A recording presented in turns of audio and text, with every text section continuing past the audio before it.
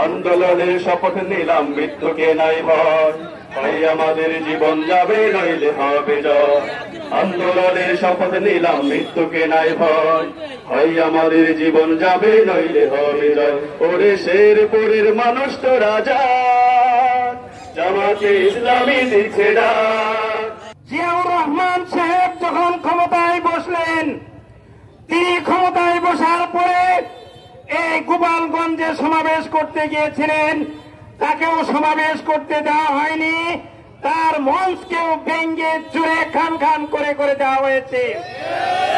আমরা আরো দেখলাম ফেসবুকের মাধ্যমে এরশাদ সাহেব যখন ক্ষমতায় বসেছিলেন, তিনিও গোপালগঞ্জে এই একটি সমাবেশ করতে গিয়েছিলেন, তাকেও সেখানে সমাবেশ করতে দেওয়া হয়নি।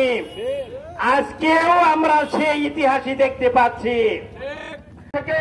এই বিক্ষোভ সমাবেশের আয়োজন আল্লাহর মেহেরবানিতে খুবই সুন্দরভাবে হয়েছে ইনশাআল্লাহ।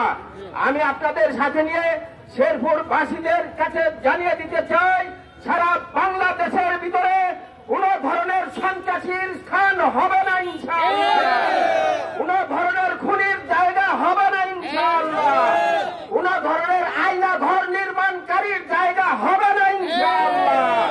সত্য প্রকাশিত হয়ে গেছে, সন্ত্রাসী তোমরা ঢেকে রাখতে পারবে না ইনশাআল্লাহ। পরিশেষে আজকে আমি আপনাদের কাছে অনুরোধ করতে চাই, আগামী সকল কর্মসূচিতে অংশগ্রহণ করার অনুরোধ রেখে সকলের সুস্বাস্থ্য কামনা